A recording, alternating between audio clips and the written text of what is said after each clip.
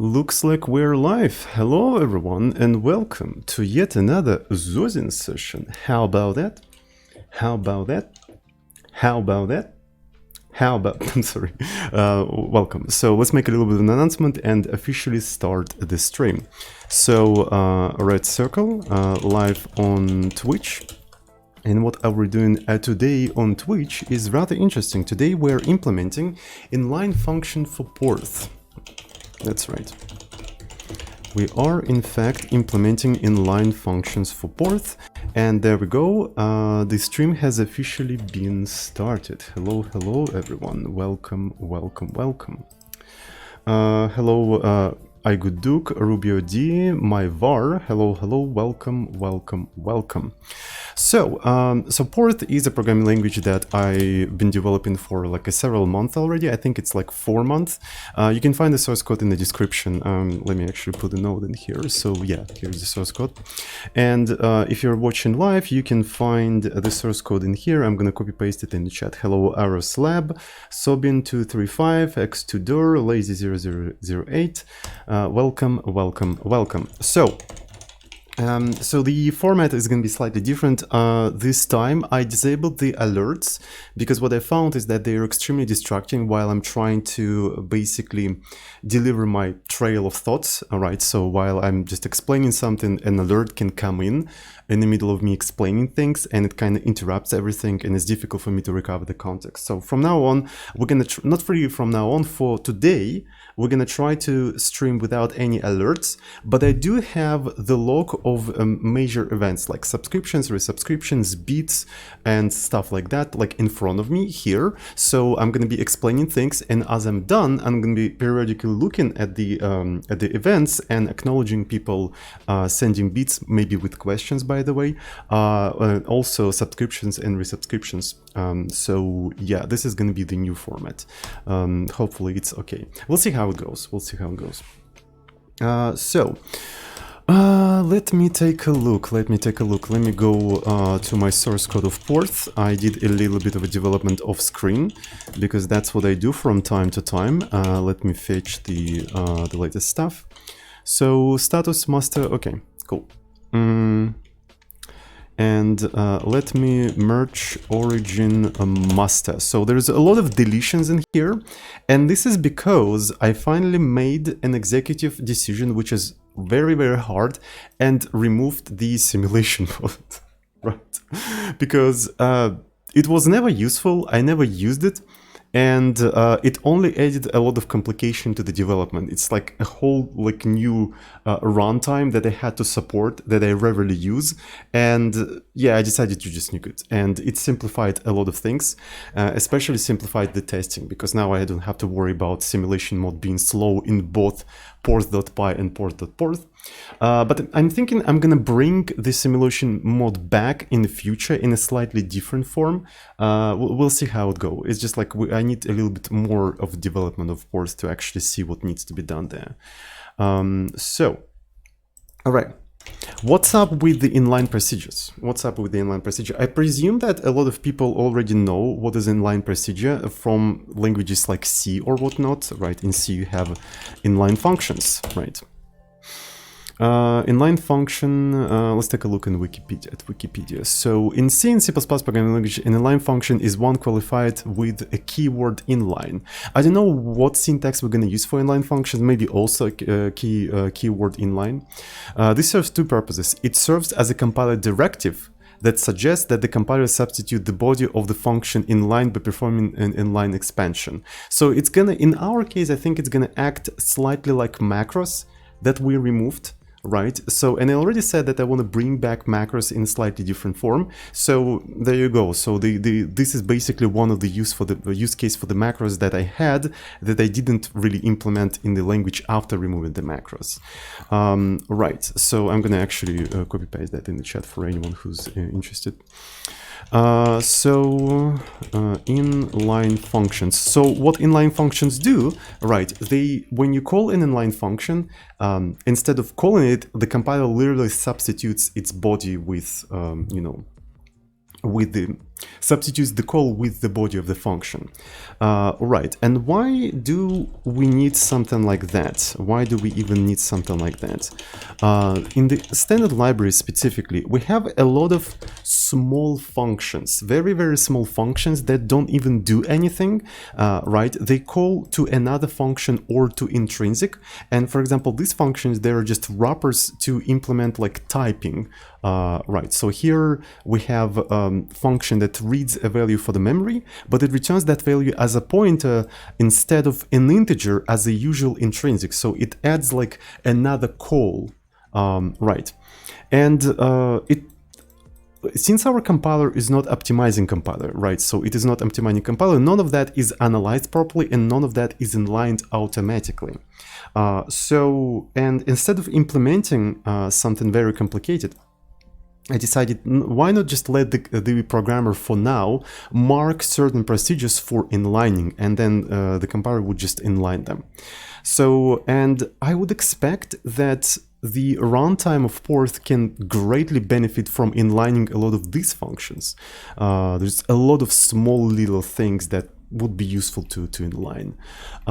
So, though we probably going to have a slightly different semantic for the inlined procedures, right? Because not everything is easily inlineable.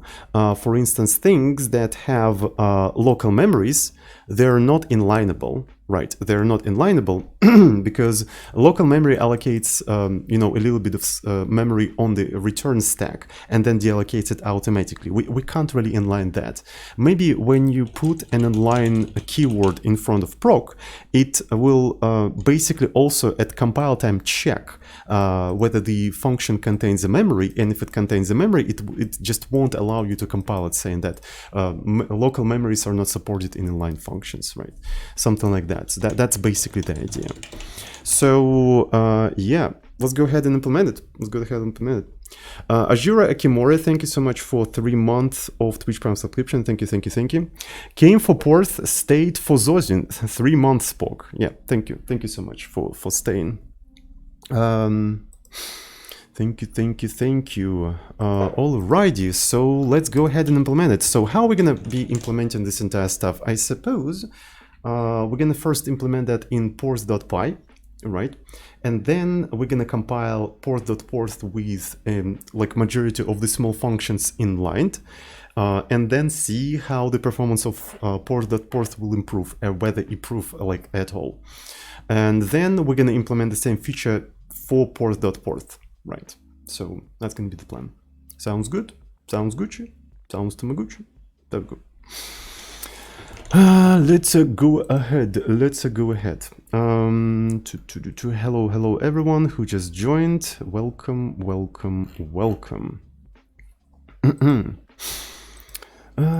So just a second. All right. So I'm probably gonna just go ahead and create a separate branch for everything in here. The branch is gonna be inline proc. There we go. So you know what? Since I'm gonna be doing Python right now, I think our stream may greatly benefit from having word Python in the title, right? So let me quickly add a word Python into the title, right? So, and we'll see. Okay. So, cool.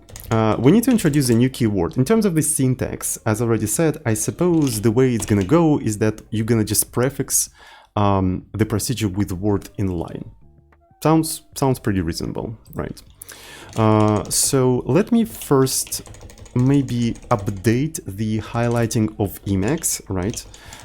Because right now we don't have that feature, so the extension for Emacs doesn't have anything in there, right? So if you put word inline, it is not highlighted whatsoever, which is, well, I mean, kind of sucks. So what we're gonna do in here is, I essentially gonna just like print something and do something like this, right? So this is gonna be our example that we're gonna work with for now. I don't know why Emacs puts this thing, the second cursor, for whatever reason. So the extensions are located in here, right? So here is an extension, and here is the list of the keywords, right? So we're gonna go ahead and add another keyword, inline. So after that, I think I'm gonna just copy paste the updated extension into my Emacs local folder. There we go. And I probably need to restart Emacs. Let me see. Okay, good.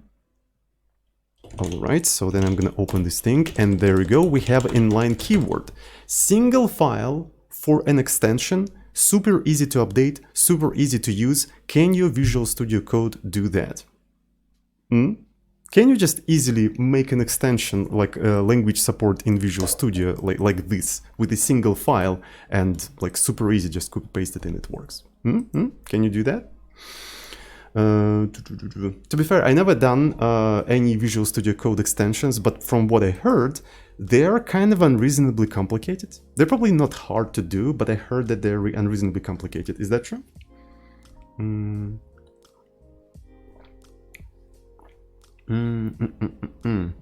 Because you need to create some sort of special package, some sort of like descriptions and stuff like that. They're awful. I hated writing one for my capstone for uni. Okay, so maybe I should actually try it myself to understand what's wrong with them.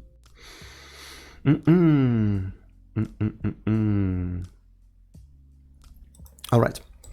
So let's go. So I think I'm gonna actually go ahead and just commit whatever I've done. Right. So to be fair, wait a second. Emacs is not enough. We also need to update Vim. Right. So here is the extension for Vim. And in Vim, we also have a list of keywords. And let me just add the inline keyword in here. So yeah, we support both Emacs and Vim.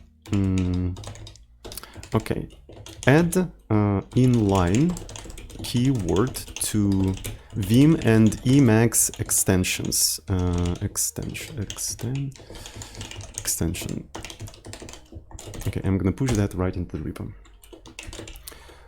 Now, if I try to compile the source code, it will tell us something interesting. It will tell us that unknown word inline, because of course we just made up that syntax. Our compiler doesn't know this syntax. And as I already said multiple times, this is how you develop a compiler. You make up a non-existing programming language with non-existing features.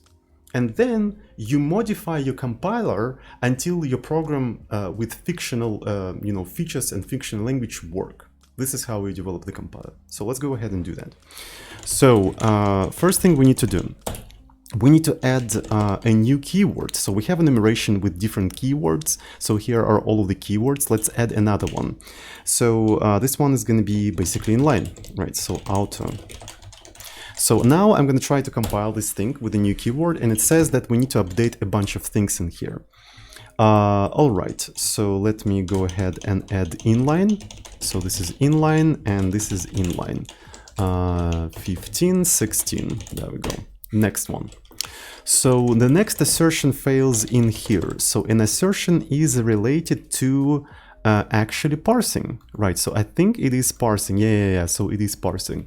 Technically, it is compilation to intermediate representation, but for whatever reason, I'm still calling it parsing in Python version. Though in port.porth version, I'm calling it actually compiling.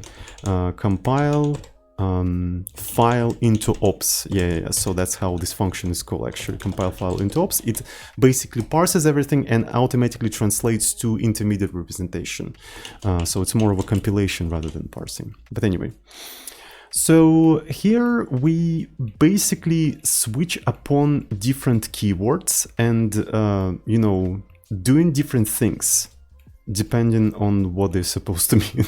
A very informative description. I know, it's very informative, but that's basically what it does. Okay, elif, and where is the other elif? I think it has to be somewhere here. Value, so it's a token value proc. So then I can check something like this. Token value equal keyword. Keyword inline, right? And in here I can do something like this. It's going to be false, not implemented, right? This entire thing is not implemented yet. All right, so I forgot to increment this entire thing, right? So this is going to be that, and as you can see, we're actually failing in here. So what's funny is that the inline doesn't really do anything special. except it declares that a particular procedure is an inline procedure now. Right. So there's going to be a lot of code reusage between this branch and the branch related to the proc keyword. So here's the proc keyword. So what I'm thinking is that maybe everything related to compiling the proc keyword should be put into a separate, like, a separate procedure that can be called by both of the branches. Though we need to be able to mark a procedure as inlineable procedure, right? So we need to introduce a new field in here, inline, and it's going to be essentially Boolean. And what it indicates that you know, this whether this entire thing is inlineable or not inlineable. Alrighty, keyword proc. So I'm thinking to just take the entire thing here. So this is the current procedure, this is blah blah blah, and I'm removing all of this, and here I can probably want to introduce some sort of function, right? You know what I can do? Essentially, I can go up there, keyword, so this thing is in keyword proc or inline. Though, it's kind of meh, so I don't think it's gonna work. So let's actually go back to the idea of having like a separate procedure. I think it was a good idea. I think it was in fact a very good idea. So SalaryBot has subscribed, resubscribed with tier 1 subscription for 3 months. Thank you. Really appreciate your subscription, SalaryBot. And welcome to our Epic Port Club. So watched a talk about LLVMs Inliner last night. So this is pretty POC stream to follow up with today. Probably, but as far as I know, LLVM inliner, like LLVM generally inlines things automatically, right? So there's probably some sort of a criteria that LLVM uses to inline a particular procedure. Since our compiler is way simpler, right, and it has its own simple backend, we rely on the developer to tell us what procedures to inline. So it's kind of a different thing. It's a more simple variant of whatever is going on in LLVM, I would presume. First of all, I never used LLVM and I don't really know how it works. So yeah, thank you so much for the subscription.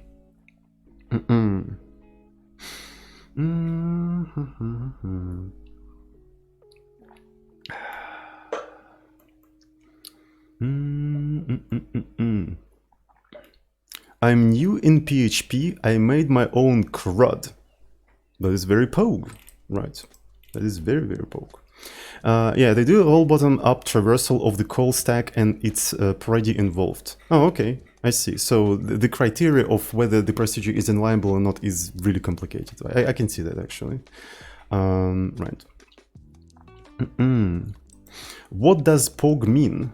It's a Twitch meme. You can Google it up. Google up Twitch pogue. And there's probably will be some sort of a page that explains that meme for you. Explaining memes, by the way. Explaining memes is like explaining jokes. Okay. So let's go. Uvu.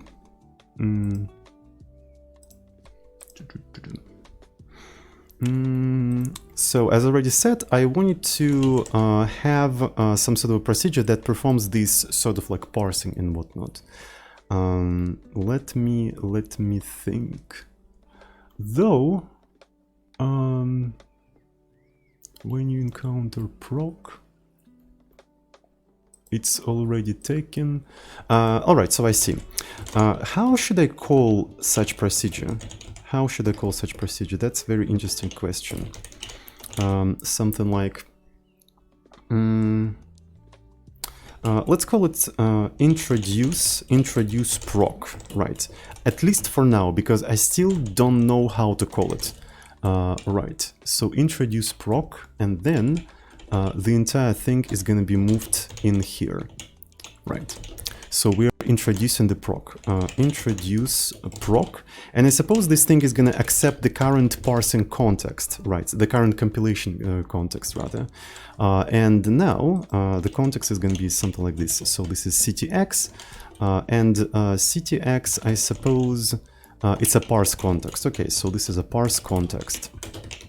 And let's take the entire thing and slowly go down there. And 1, 2, 3, 4. Okay.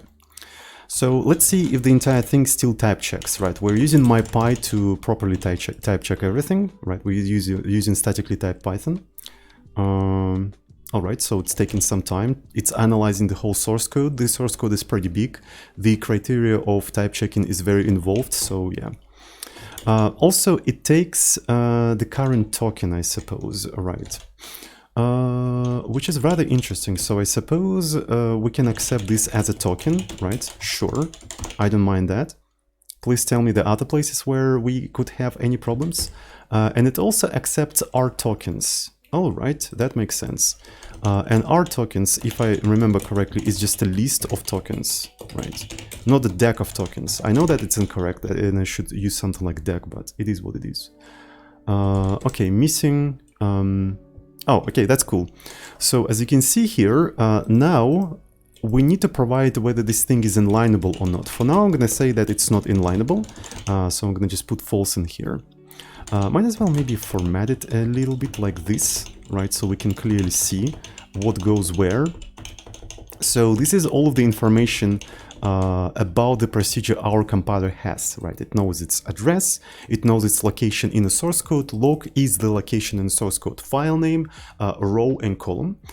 This is what local memories it has, because inside of the procedure you can allocate local memories, the local memory capacity. Then the contract. Contract is a very interesting thing, by the way. The contract is essentially description of what types the procedure accepts. So this procedure accepts pointer and an integer. And there's also a special operator that separates the outputs. After this operator, you have outputs. The contract is basically that, right? So our compiler keeps track of these things as well. Okay, so this is false. Let's take a look at other compilation errors, potential compilation errors. Okay. So here we have to provide token and R token. Okay, token and R token. So cool.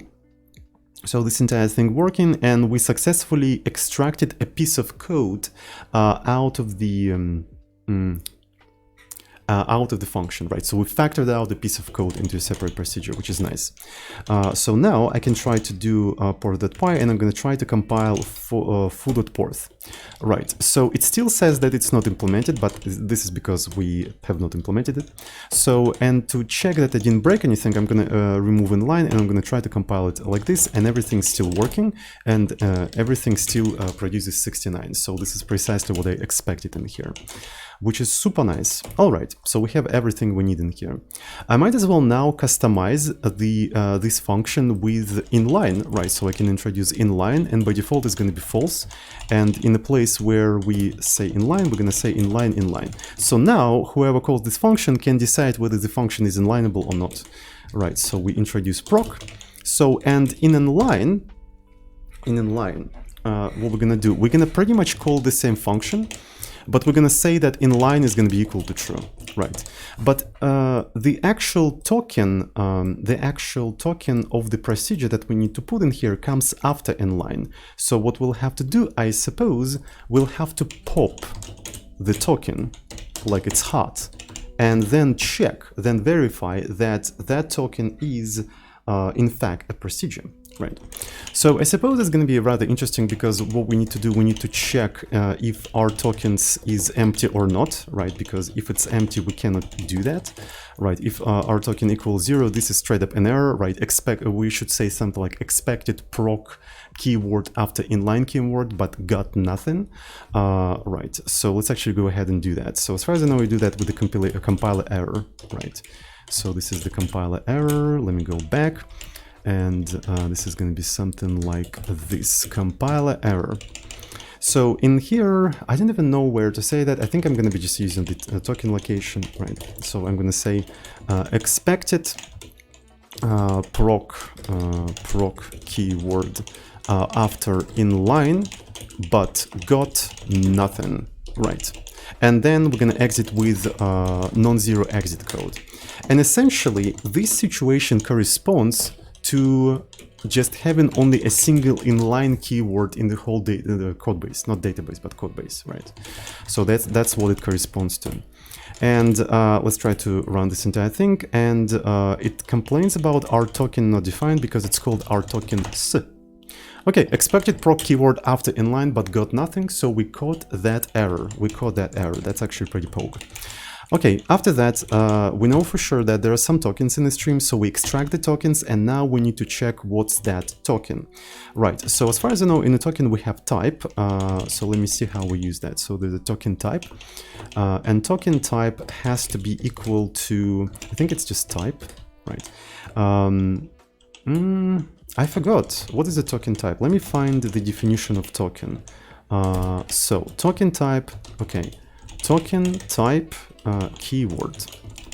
Right, if token is not keyword or token value is not equal keyword proc, we're gonna say that expected keyword proc after keyword inline but got something else, right? So to be fair, because of that, we don't really need to check the type, because the type of this thing is sort of included in the value itself, right? It doesn't really matter. So what we're gonna say in here, compiler error. So this is a token location. We're gonna use the new token location, expected keyword proc after inline but got. And now we need to describe the token type. I wonder, do we have anything? Oh yeah, we have a function called human. That's actually very cool. Right, so it accepts the token type, and then it gives you a human readable description of the token. But to be fair, in this particular case, do we really care? Do we really care about that? I'm not sure. Maybe we can just take the token text and just slap it in there. So let me try. So this is going to be token text, and then we're going to exit with just one, right?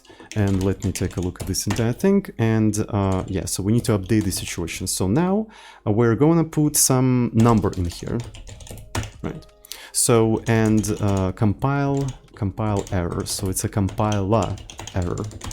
All right, so expected keyword proc after inline, but got very funny.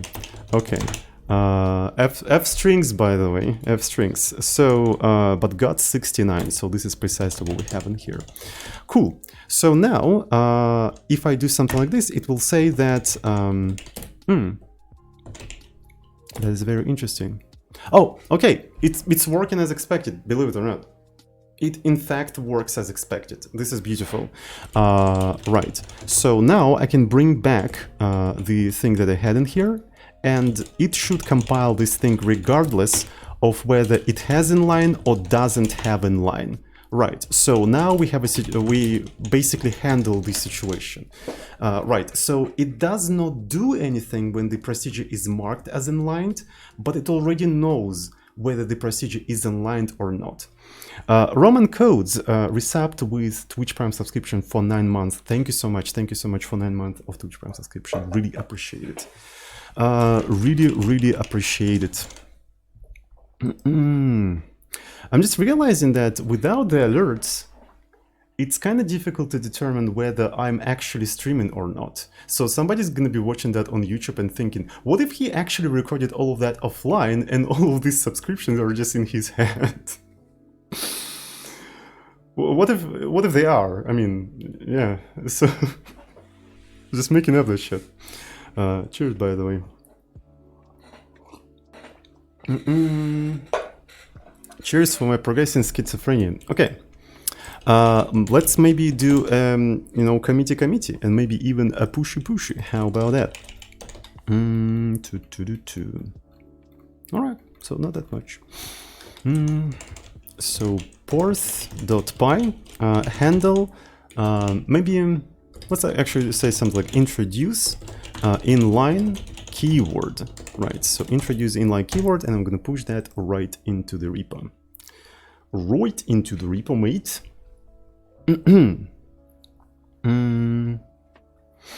Almost Christmas there. Santa on his way, Monka W. Santa cannot go here because this is not a Catholic word. I'm in Russia, and in Russia, the Orthodox Church actually rules the entire Russia. So the Christmas in Russia is January 9th, right? 7th, not 9th, 7th. Right. So Eastern Orthodox. Exactly. Ajira Akumori, thank you so much for gifting 2 tier 1 subs. Thank you. Really appreciate it. Yeah, we have a different Christmas in Easter date. Yeah. So it's kind of interesting. And what's funny is that even though we have a different Christmas, the Christmas in our world doesn't play as huge of a role as in Catholic world. Right, so the Christmas is there, we still celebrate it, but it's primarily celebrated by religious people, primarily. And Russia is not as religious as, I don't know, Europe or US or, I don't know. So the most important holiday in Russia, I presume, is New Year. New Year is celebrated way, so it's considered way more important holiday than Christmas. All right, so let's continue. Thank you for all the subs, really appreciate them. So now we know that a particular procedure is inlineable.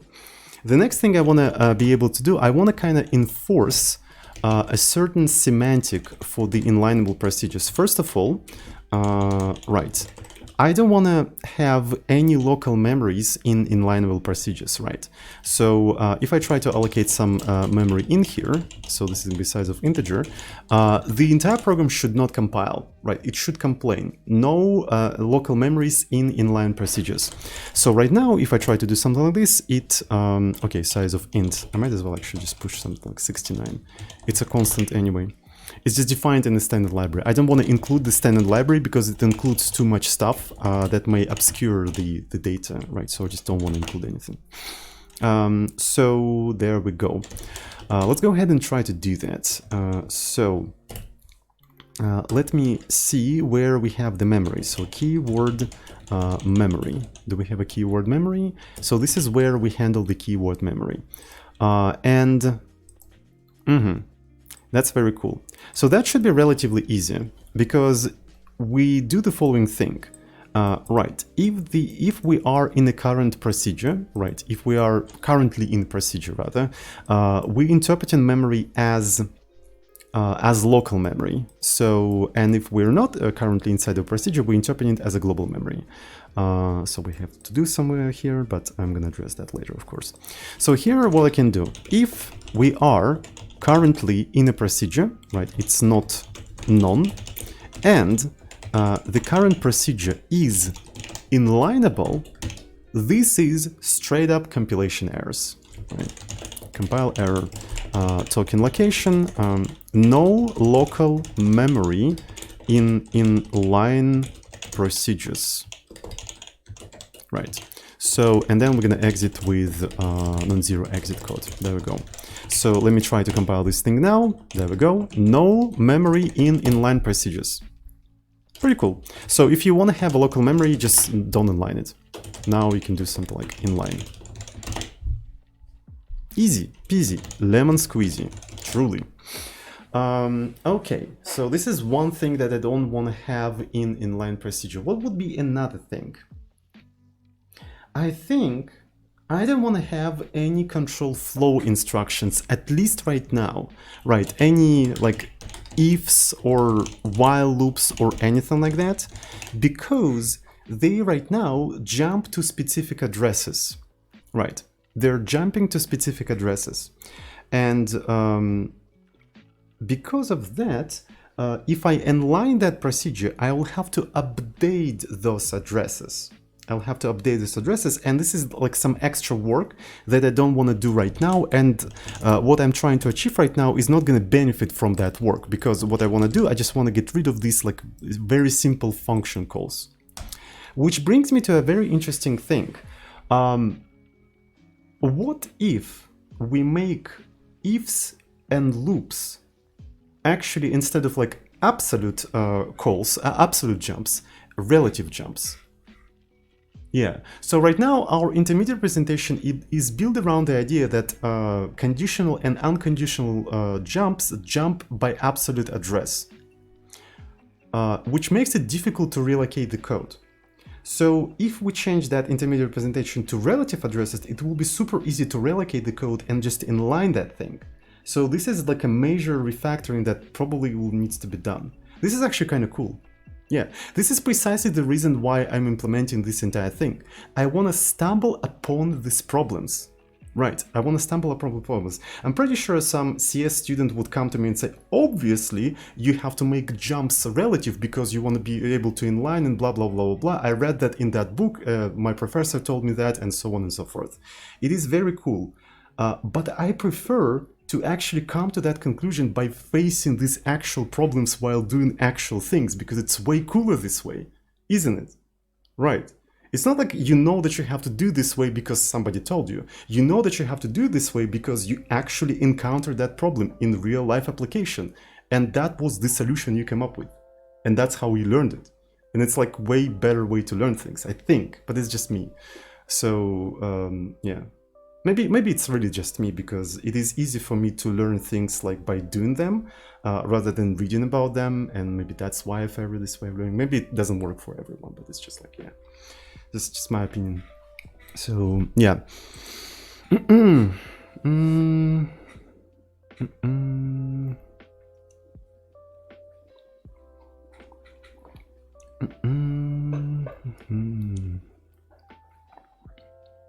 All my Eastern Orthodox friends celebrate both Christmases. More reasons to get drunk, am I right? More reasons to get drunk. Sometimes when I read something first, I still don't learn it anyway. Yeah, same for me. Same for me. Maybe our brains work in a similar way. Right. When you're reading, you're kind of like looking into somebody else's experience, but when you gain that experience yourself, it just solidifies a little bit better. So, and that's why I force myself to do these sort of things that for majority of people looks like reinventing the wheel. I'm kind of intentionally reinventing the wheel to face all of these problems, solutions for which we discovered, to actually understand why we have these solutions, and also potentially take my own take on those solutions, right? So yeah, anyway. So I want to put it to do about that. I think it is very important. I think it is very important. But the question is, where do I want to put it? Inline. I'm going to put it somewhere here. To do.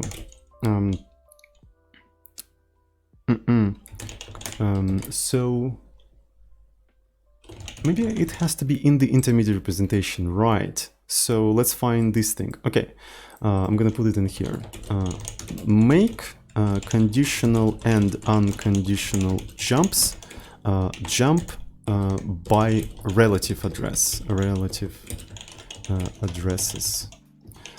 This will make the code more relocatable, which will make it easily inlineable.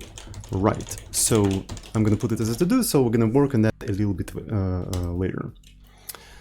We're going to work on that a little bit later. So now, when we encounter ifs, whiles, and do's, I think specifically right now I care only about ifs and do's, right? Because else does not exist without if. If star does not exist without else, right? If you fail on the first if, that means you automatically cover the rest of these things. So okay, I think that's good. So let's actually do something like this. Right. So if I try to do inline, no memory relocation. So I'm going to remove this thing, and it does compile. So we can now do something like if I'm going to put 0 0 equal if, and then I'm going to print the entire thing. So, and that thing as well going to compile, but it shouldn't. So def parse program from tokens, keyword if. So if we encounter if, it's going to be like that. Okay, if context current procedure is not none. Flory, thank you so much for Twitch Prime subscription. Thank you, thank you, thank you. Your first subscription, by the way, and welcome to our Epic Port Club. So ctx current procedure, and if it is inlineable, right, if it is inlineable, we're gonna say something like compiler error, token location, no conditions in inline procedures. And I'm gonna exit with 1. There we go. So I'm gonna recompile this thing, and it doesn't really work. I wonder why. Invalid syntax, because I have to put and in here. No conditions in inline procedure. So if I make it like this, it does work. If I make it like this, you have to get rid of the condition, and only then it is going to work. Next thing, I'm gonna do while 0 equal 1 do end. Right. So right now it is going to work, but it shouldn't. So the criteria is going to be the keyword do, right? Because that's the thing that introduces that, you know, that jump. If context current procedure is not none, and ctx current procedure inline compiler error token location. No loops in inline procedures. Exit with 1. Okay, so no loops in inline procedures. If I move it like this, it is working. Inline, not working. Okay, nice. So we established a little bit of a semantic in here. Do we need anything else? I don't see anything else so far, so I think we're good to go. Right. So essentially nothing that is in anything that is not inlineable is not going to compile anyway. So we can just go ahead and take the sequence of instructions that we want to inline and just inline them. So yeah, that's what we can do. I think that's pretty cool. Okay, so all right. So let's do something like this. Pors.py forbid non-inlineable things in inline procedures, right? And we're going to push that right into the repo. So I think we're pretty much good to go. I think we are. So now, when we parse in something and we are recognizing a function call, right? So we need to go to token type word, right? Token type word. Let's actually find it. If we are well, that was actually kind of a shame. Token type word. So this is memory. I need to find. Okay, here it is. So we are parsing the program and we encountering a word. If that word is an intrinsic, we compile it as an intrinsic. If that word, what is that? Oh, that one is really interesting. So we are not in procedure and a token value in current local memories. Oh, okay, so that means this is a local memory, right? So this is a local memory. I'm sorry that I hit micro. I hope it was not too loud. Yeah. So then we have, okay, so this is the thing that we care about. Look, we identified that the value is a procedure, right? We identify that it's a procedure. So what we can do in here, I think I'm gonna just take a look at whether this is inline procedure or not. If procedure is inline, we'll need to do a different thing, not implemented. Otherwise, if it is inlineable procedure, we're gonna just not inlineable procedure. We're gonna just call it, right? So we introduce the call instruction and off we go. So now I'm gonna go into here and remove the inline proc thingy. I'm gonna run it and everything seems to be working. If I introduce inline, it will tell me that this thing is not implemented yet. Okay, so this is the time where we need to introduce all of that now. So how are we going to be introducing all of that? This is a very interesting thing. So we need to take the procedure. I might as well, by the way, take something like this proc. We need to take the procedure and its address. The address basically indicates its location in the sequence of operations. But the question is, where is the sequence of operations? Okay, the sequences of operations is located in array ops. This is literally what this thing means, right? So this is that. As far as I know, what does it point to? I think it points to the procedure preparation, right? So let me now do something like this. I'm going to introduce proc IP, and we're going to start somewhere here, right? We're going to start somewhere here, and while while ctx ops proc IP is not equal op return, right? If it's not equal op return, we're going to be printing whatever we get here. So ctx ops proc IP, and then we're going to be incrementing proc IP. There we go. And after the loop, we're going to just say that it's not implemented. All right, so then I'm going to recompile the entire thing. And so it's not a return. What is it called? I think it's OP type. Okay, so that's cool. I forgot to increment the IP. There we go. So it went out of range, which is rather interesting, isn't it? Which is rather interesting. So we got preparation and then OP return, and that is it. And so here is the OP return. And why did it print it? Why did it print it? Oh, because I have to do type. Okay, thank you, Python. Very cool.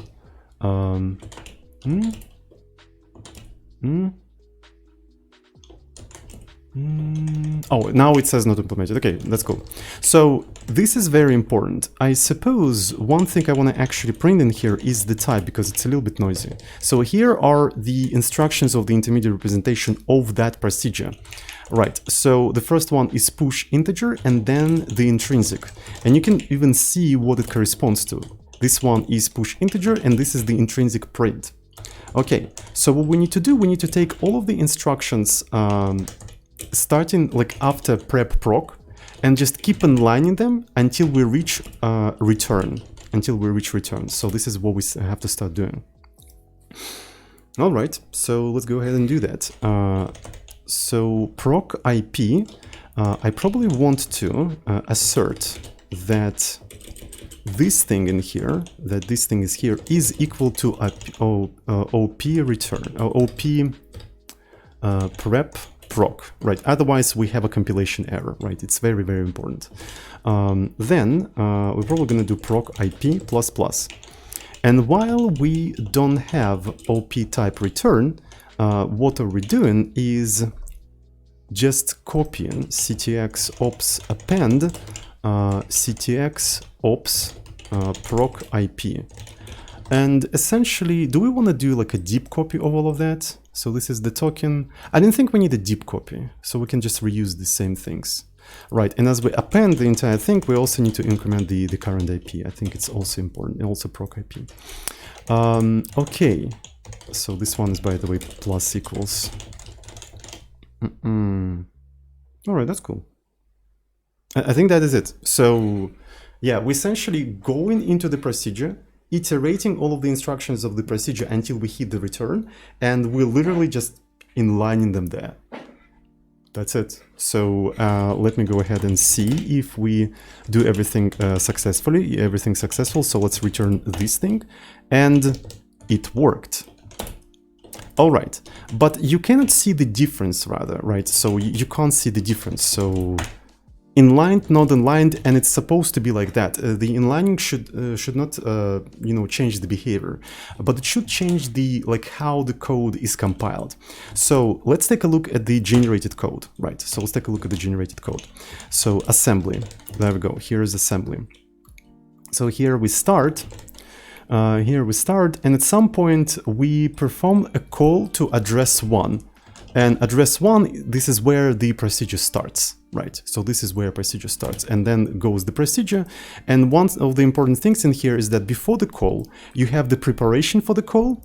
Inside of the function call, you have the preparation of the stack. Then you have return preparation of the stack again. And then after the call, you have another preparation. So there's a lot of cost associated with the function call, right? So if you just don't call this function, you don't need to do that, you don't need to do that, you don't need to do that, you don't need to do that. So you can actually remove a lot of instructions if you don't perform the function call. And that's one of the reasons why I wanted to introduce inlining.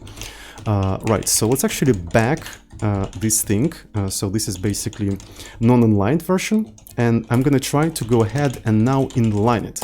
And we'll see how the generated assembly has changed. So this is now a generated assembly. Did it even change? I think it did. I think it did. Here's the thing. So we can take a look at what's going on in here. We can take a look. So it's going to be foo back asm. So the differences are not really obvious. The only thing you can notice that in inline version you have more instructions. So there's 7 instructions instead of 6.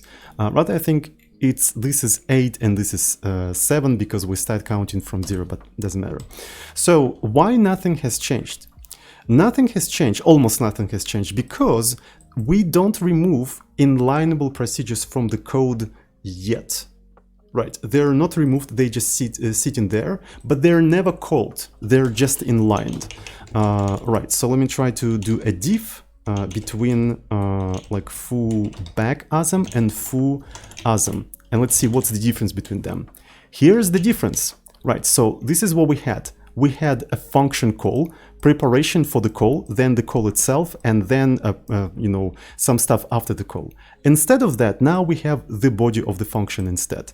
That implementation of the function is still hanging there, it's just never called, but it's used as a template to inline things. So whether we're going to be removing those things or not is actually a good question. I think the answer is yes, we should remove inline procedures because they're not really useful and they take up the space. But I don't think we're going to be doing that right now, right? I don't think we're going to be doing that right now because we can implement that later. What I'm trying to achieve right now is just like get rid of the unnecessary function calls, right? At the cost of maybe consuming a little bit more memory, but I think that's fine. So yeah, so that's basically what changed, right? Instead of like calling this thing directly, we're just inline it, right? That makes sense?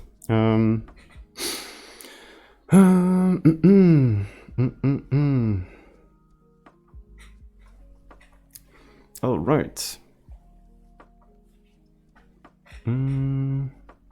Isn't removing the code a stripping step? You can use whatever the word you want for describing that step, right? Word is just a label that you put on the reality, right?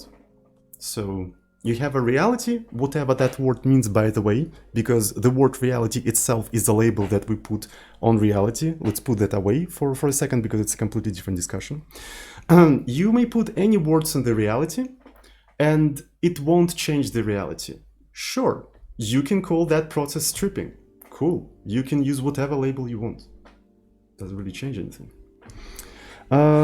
So call it gym. Exactly, let's call that process gym. I think I like it better.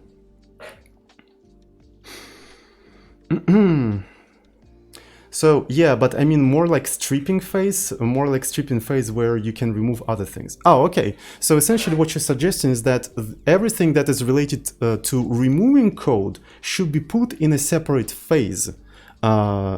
Maybe it's like it's a matter of organization the process, right? So sure, maybe we're gonna have a separate phase for that. Maybe not. We'll see. It depends on the goal. But it's possible that we may have a separate phase that is dedicated specifically for removing things. Why not?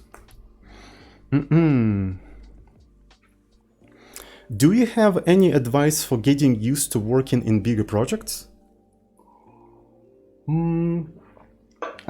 So I have done a bunch of coding problems, but I'm not used to big files, many files. I don't really know how to give advice for that. I would suggest you to just do that for like long enough until you get used to it, right?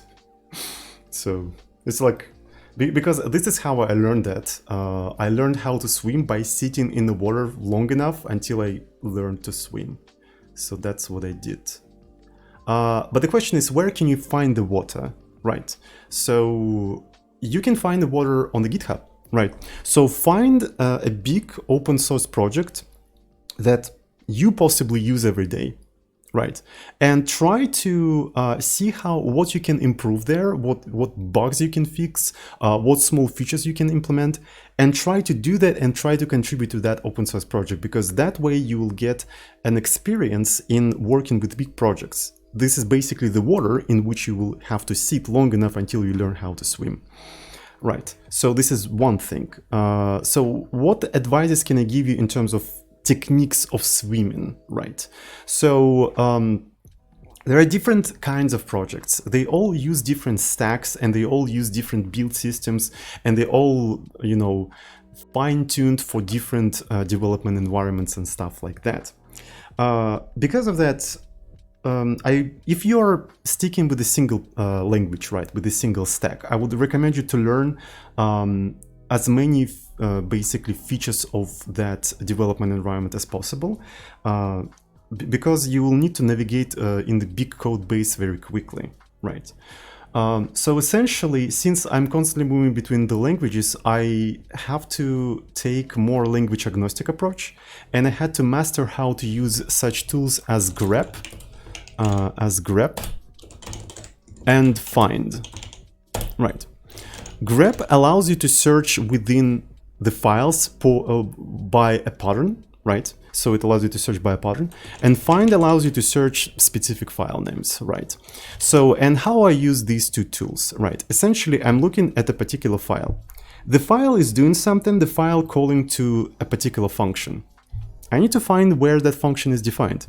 Depending on the language, functions usually defined in different languages differently. In JavaScript, it's function name. In Python, it's def, function name, and so on and so forth. Knowing that, I'm crafting a regular expression, def, the name of the function, grab the entire source code, find me the definition of that function. And then I go there, and then I look what's there and what other function it calls. And that way, I'm just traversing the call stack. The call tree rather, exploring how the program goes and where things are defined and so on and so forth. This is how I usually swim, right? This is how I usually swim. In terms of like, where do you start swimming? Like from where do you start swimming? Usually programs have some sort of a UI, right? So you know that in looking at the UI, you want to change the behavior of that specific button somewhere there. Right. How can you find that button in the source code, in the big source code? There is usually a label on the button, or there is some text around the button in the UI. I literally take that text, like literally what's written there, and put it into grep and tell me, find where that text in the source code. Right. It shows me a bunch of places where that this text is used in the source code. And then I go there and I see, okay, this is the behavior of the button. This is on click function. And this is basically the actions of that button. And now I can start swimming through the call graphs and finding what things I need to change. So this is how I approach big projects and stuff like that. Essentially, like explore them like dungeons. Become the dungeon master. See what I'm talking about? So yeah, I don't know if that's a good advice, but I just like gave you everything that I know. All right. So, okay. So we have inlineable functions now, which is kind of cool. Oh, by the way, speaking of, people constantly ask me, why don't I split my files into smaller files? Right, because I tend to write these huge files, like of several thousand lines of code. Right, and what's up with that? This is because of the approach that I just explained. Because of me constantly grepping the entire source code just to find something, I don't care about files anymore. I basically treat the whole code base like a huge file, because find and grep don't give a shit. They just don't. Like, they just find me the place and I just go their place. I don't care what file is called and how things are organized. I'm gonna grab it anyway. It's like, it's kind of similar to the interesting situation where the university professor was complaining that the modern, the new CS student don't even know what is a folder, and they don't know anything about the file structures and stuff like that. And this is because they don't organize their folders. They just always use search to find things on their computer. So they don't even need to know anything about, folders and the structure. It's literally the same thing. That's why I write huge files, because it doesn't matter. Because I'm gonna grab that shit anyway. Who cares where it's located? So it doesn't change anything. Literally doesn't change anything.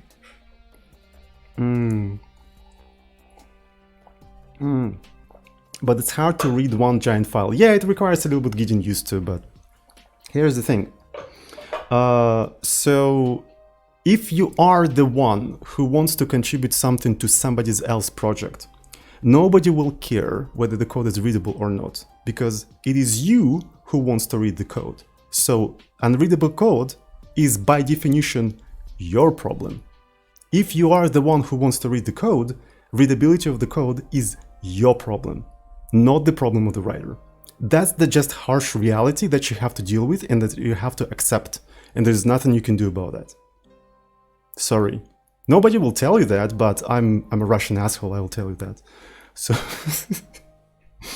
so this is something that you have to accept. You go to somebody else's open source project, you see huge files, but you still want to contribute. Whose problem is that? Well, not the person who wrote them, that's for sure. So, sorry. It is what it is. Okay. So I think we need to actually commit this thing. Let's actually commit this thing.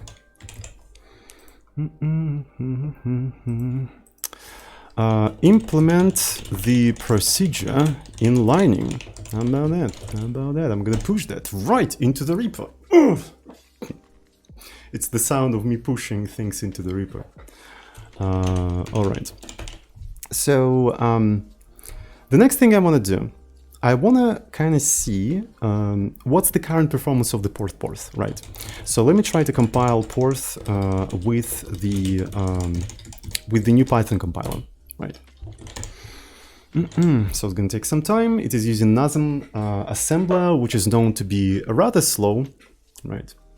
But it is what it is. Okay, so everything seems to be okie dokie, and now I want to try to rebuild porth with itself, right? So this is going to be porth.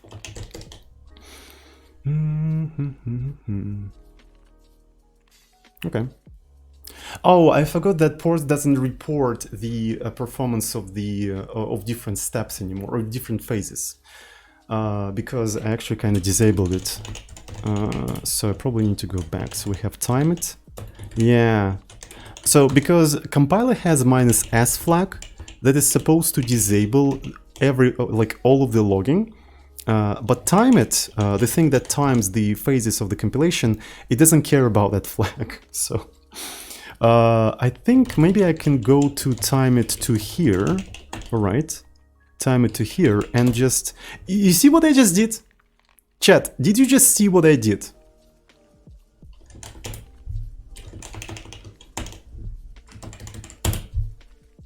I didn't even care what file it was in. I didn't. Why would you? Like, seriously. It's that easy. It's just like, just go there. Why do you need file and stuff like that? Just fucking go there. Anyway. I'm sorry. So maybe we can accept. So here we accept the string and whatnot. And next, I think I'm gonna accept the boolean, right? I'm accepting the boolean. And in here, I want to consume the boolean, right? So if what's gonna be the boolean? Silent, right? So silent means that it's true, right? So this is going to be message, right? Silent, right? Not silent, that means we do that stuff. Though we probably want to put the memory somewhere here. Right, so I'm going to actually do it like this, and then like this. So I suppose otherwise we want to do something like drop, right, to drop the rest of the stuff. And there we go. So now we can accept the Boolean, which indicates whether to print things or not to print the things. So now let me try to compile the entire thing just to make sure that nothing is wrong. Okay, cool. So, and how we're gonna be approaching the entire thing? I'm gonna uncomment this. Let me revert the entire thing. Okay. I keep forgetting that my extension for Emacs is rather dumb. It is rather dumb. Okay, so in here, this thing should not compile, right? It should not compile, according to my understanding. Yeah, it didn't compile because the 0 argument is supposed to be Boolean, but we got a pointer which came from this string, right? So here is the pointer, but we expected Boolean. As far as I know, we have a memory silent. Yeah, we have a global thing.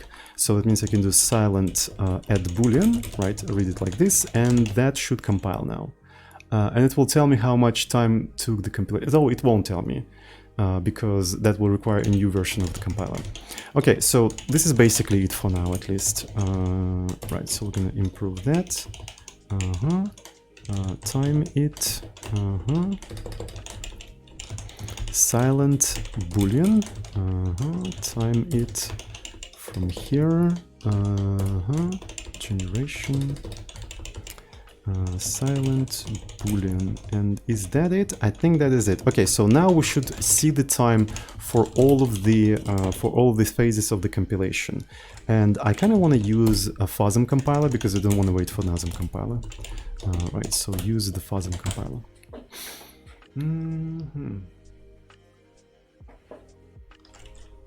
Okay, cool. So I'm gonna move output executable to ports now. Right, I'm moving it there. And I'm gonna try to recompile the entire thing one more time. Okay, so compilation took 1.6, and the rest of the things took that time. Okay, so generation took actually this, and type checking. The type checking is actually slower than the compilation. That's very interesting. Yeah, but anyway. I would expect those times to go a little bit down, right? I would expect them to go a little bit down, just a tiny bit down, after we inlined majority of the small frequently used functions, right? So we have a lot of small frequently used functions, and all of them generate function calls, and thus a lot of overhead. So I want to see if that will improve the performance. So let me go ahead and just like commit whatever I just done. Time it to here. Make, so this is more of a like port.port. Make time it to here. Consider the -s flag. Right, and I'm gonna push that right into the repo.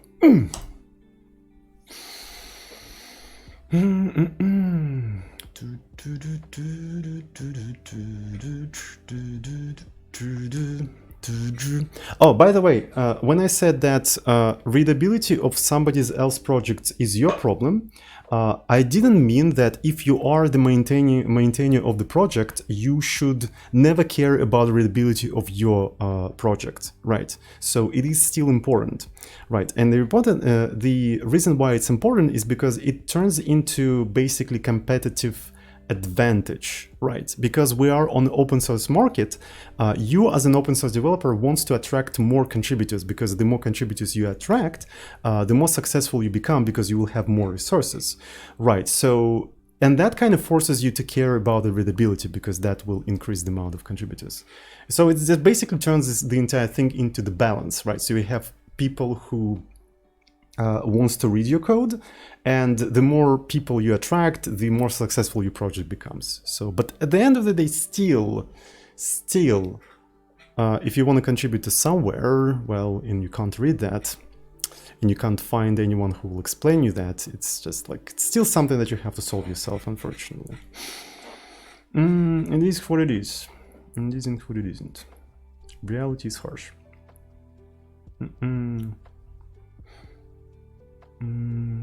The situation is probably inverted for proprietary code. Yes. It's actually very interesting. It is actually very interesting how, depending on the market, incentives are completely different, and the outcomes because of that are completely different. It's really interesting.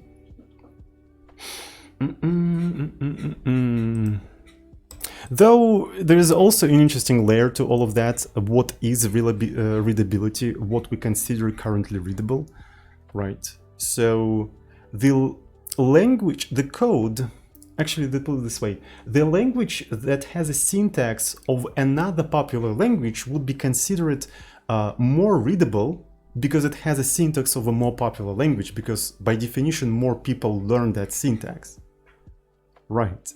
So and the reason why all of the modern languages these days they have C-like syntax is because C is incredibly popular language for decades. That's why, not because the syntax is intrinsically good for anything or whatever. You can actually learn like any syntax. You can rewire your brain to learn the syntax and get used to it. Yeah, you can do that. But because of its popularity, that style of syntax is going to be considered more readable. Right, which kind of forces you to use specific techniques, specific approaches that are more popular. So it's very interesting, actually. Anyway, so I have two Emacs open.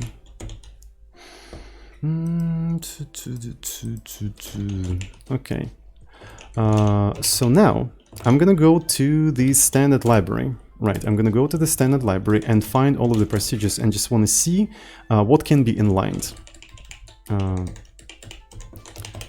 Inline this, inline that, that's for sure. So let's actually just inline the whole standard library. This can be inlined.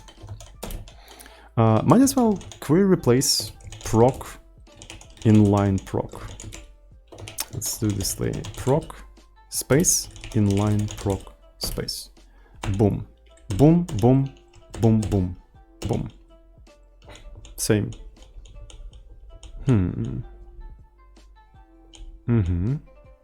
Yeah, all of that has to be inlined. Look how many small functions, look how many small inlineable functions we have. It's insane. All right. All of that is inlineable. Could be inlined. Though that one, okay, so this one is no, but the compiler will complain about that anyway. You know what? Since the compiler is going to complain about that anyway, why not just like replace everything and go to the compilation errors? Oh shit! And Porth now, fuck. And Porth now does not support inline. Porth now doesn't support inline, so this is going to be interesting. So we'll have to, before we can even test the performance, we'll have to introduce inline, or at least skip the inline keyword just to test whether the compilation has improved or not. Yeah, that's very interesting. So this is basically the realities of self-hosted compiler, I suppose. Okay, so, and this thing does not support anything. Very interesting. Okay. Yeah, there we go. So this thing goes away. Here is another one. In how many places we'll have to... Yeah. Okay, so I already found a usability problem. Right. So no conditions in the line procedures actually points at the condition. But I, as a programmer, wanna go here and remove inline. So I think because of that, the error should point at here, right? It should point at somewhere here, in my opinion, just from the usability point of view. So let me go to port.py, no conditions, blah, blah, blah.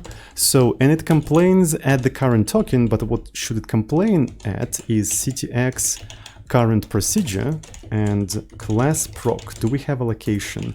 We do have allocation of that thing. Okay, so we have no conditions, no loops, ctx current procedure allocation, and no memory, no local memory in inline procedure, ctx current proc lock. Right. Though Right, we will also have to add a node to indicate, like, to show where this thing was found still. But let me just, try that one more time. No local memory inside of the procedure. And it points at this thing. Right. So, all right, anyway, no conditions. Compiler node is going to be token location. Condition was used, condition is used here. Right, so no loops. Compiler node, token lock, loop is used here. No local memory. Compiler node, token lock, local memory is defined here. Memory is defined here, and let's take a look. Okay, no local memory in this thing, and also we have this thing. Okay, cool. So it's a little bit easier to use now because we're specifically pointing it here. Now I can just like quickly go and fix all these things. Actually, more of them than I expected.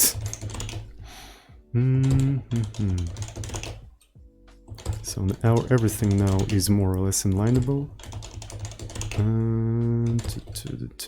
TMP alloc.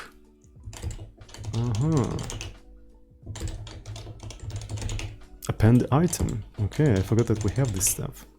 UTOS. UTOS stands for unsigned integer to string. Right, so it's such a silly name. Map files. We have mapping of the files in the standard library. How about that? Shell safe character. This one is also interesting. It's about shell parsing. Or rather escaping shell commands when you print them. Okay, I think we're getting closer. And there we go. So that thing should now kind of work. I wonder how much the... I would say that... the size of the executable grown. Did it become bigger? I think it became way bigger. I think it actually did. My god. And okay, so the size of the ports.asm is 1.1 megabyte. It is 1.1 megabyte. And let's take a look at what it was before. I'm gonna actually stash everything we have in here, and I'm gonna try to recompile the entire thing. So this is expected, by the way, right? A little bit of a bloat is expected, but it's like necessary bloat. Right, so ports.asm, yeah, it's less than megabyte. It's not that much. It's not like exponential explosion or anything like that. It's just, it's fine actually. So, all right, let's go back. All right. So, but unfortunately, I won't be able to recompile porth with itself right now because porth.porth does not support inline functions yet. Right, so I can try, I can do porth.porth, but the porth.porth will tell me that unknown word inline. The same thing that we saw at the beginning of the stream. So we have to start over again, but for porth.porth. Not really though, not really, because the only thing I want to assess is whether that speed up the compilation process. What I can do is basically just ignore inline things. So if I encounter inline, I can just skip it. Oh, Gia, what's up? Haven't seen you in a while. Gosh, stop bike shading syntax in chat. Well, you are a mod. You know what to do. Just saying. Heal up. Heal up. Alrighty. Okay, go. So I think I'm gonna do the following thing. So we're gonna have std.porth, make small functions inlineable. Right, so they are inlineable now, and porth.py make the inline error messages more usable, whatever that's supposed to mean. Right, so let's push that right into the repo. Am I gonna make that sound every time I push to the repo? I think I am. All right, so let's do a small hack. Let's do a small hack. The hack is going to be the following. I'm going to find procedure, compile file into ops. Right. And in here we have just a procedure. Right. Nothing particularly special. Nothing particularly special. If we encounter something like inline, I think we're going to just ignore that. Right.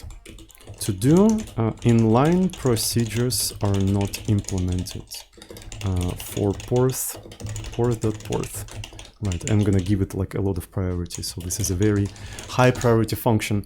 And yeah, so if you don't know what it's all about, basically I have a tool that searches for to-dos, right, it's called Snitch. I don't know, I think it does support this stuff right now, so I can do list. And the more O's to-do has, the higher it's gonna be in the search. Right, so this is how you can control priority of certain to-dos, right? So, which is rather convenient. So it just basically sorts them by amount of to-dos. You can find this tool in here, so it's called Snitch.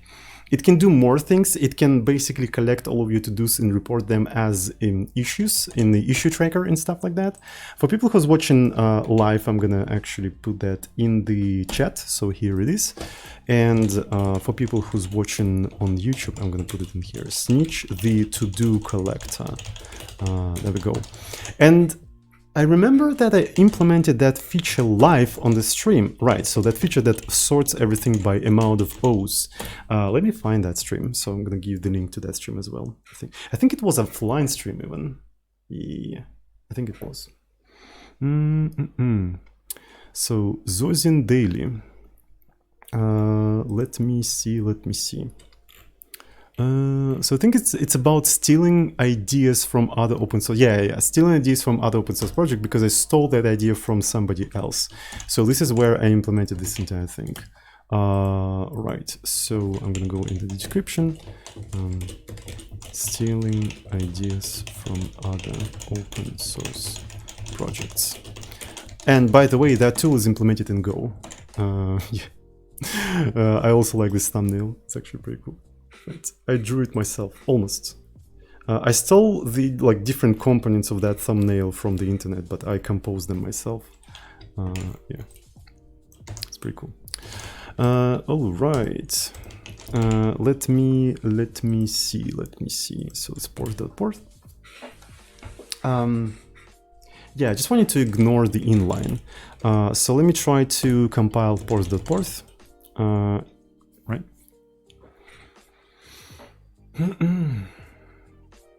And after that, I want to try to compile porth itself, right? So porth.porth.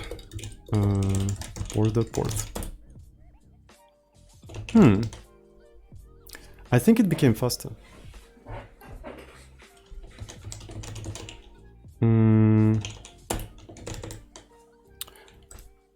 We dropped by 1 second, literally. Holy shit, look at that.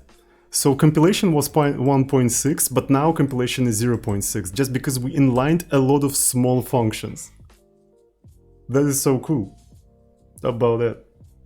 Though, since porth.porth does not perform the inlining, this time does not include the inlining made by porth. So yeah, but it still improves the performance. It doesn't really matter because it's just the behavior of the program. It still makes the program faster. And on top of that, we can even do something like tfasm linux x86-64. All right, so, and the final time is going to be even faster, hopefully, right? So, so the total recompilation of porth.porth. All right. So, okay, I think it was the right direction. I think it was, in fact, the right direction. So now, let me confirm that. I already committed everything. Anyway, so what are we going to do? Fasm is incredibly fast. It is, in fact, incredibly fast. I have no idea why Nasm is so slow. That's the real question. So it's not like why Fasm is so fast, why Nasm is so slow. Because it's like, what is it doing there? I have no idea. Right, so it literally took 6.5 seconds. And FASM.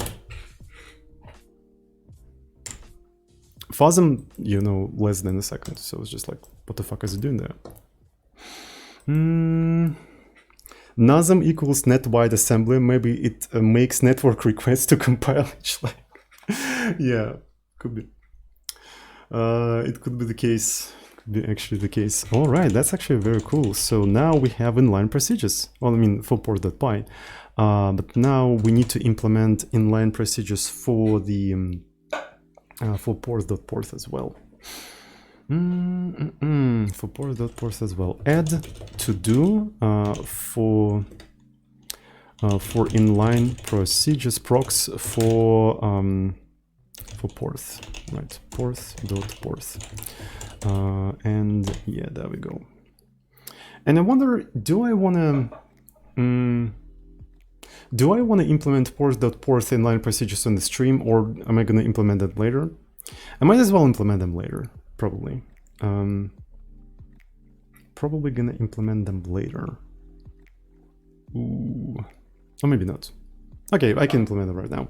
But I'm going to do a small break. So let's make a small break, and after the break, we're going to implement it for porth.porth. Okay, so I decided that I'm not gonna do like inlining for porth.porth on the stream. I have a better idea. So I still have some unfinished like advent of code problems, and I think the second part of the stream is gonna be essentially like me solving the 22nd day of advent of code, super quick. But before I can do that, I want to just clean everything up. I'm gonna merge everything and you know, the usual stuff, and especially commit everything to the repo, right? So first I want to check if my tests still pass. They probably don't, right? Because I recently made it so the test.py also runs the native porth, right? And native porth doesn't pass all of the tests, right? It doesn't pass all of them. So let me actually demonstrate you. I'm going to do test .py and let's just run it on tests, right? So let's just run it on tests, and as you can see, not all of them actually pass. And this is because there are some discrepancies in error messages between porth.py and porth.porth, and I'm planning to actually get rid of them like pretty soon. But there's no really like bugs there. It's just like different error messages, because we here we have like also tests that test different error messages. As you can see, 31 failed. But if you try to test something like examples, right? If you try to test examples, I think majority of them are gonna pass, except cat. So there's something wrong with cat, which is like cat reimplementation in porth. But the rest of them are kind of fine. So yeah, it's kind of weird. But Euler problems, I think they all pass. So porth.porth can solve all of the Euler problems. Yeah, all of the ones that we have, right? So maybe we're gonna have more in the future. So there you go, as you can see. So we're running this thing with, you know, porth.py, right? So here's porth.py, and here's the porth, the native one. And they all produce the same final result on the Euler problems. So, okay, you know what I'm gonna do? So fixing tests for porth.porth is completely outside of the scope of what I'm doing right now. So I'm gonna quickly just disable testing of porth.porth. So testing of porth.porth is located in here, so I'm gonna just go ahead and yoink that. And I'm gonna run test full, which will test everything. So probably want to add some tests for inlining. That would be interesting, I think.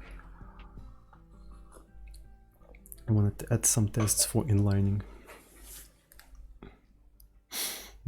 Oh shit! Something went wrong.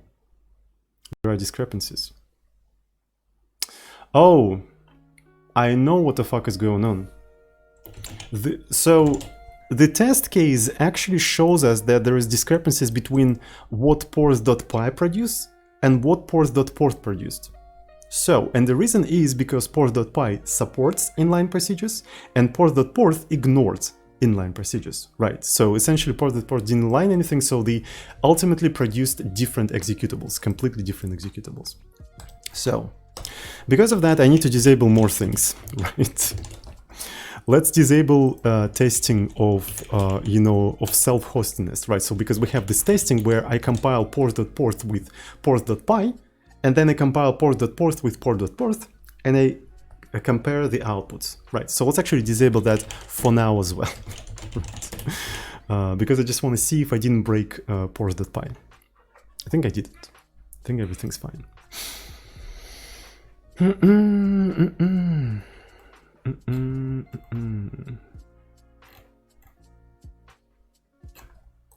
All right.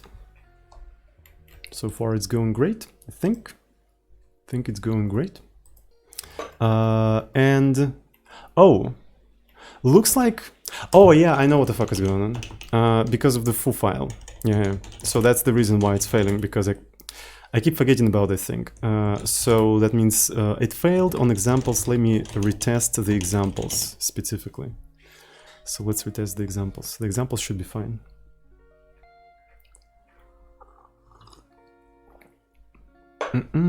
Cool. And Euler.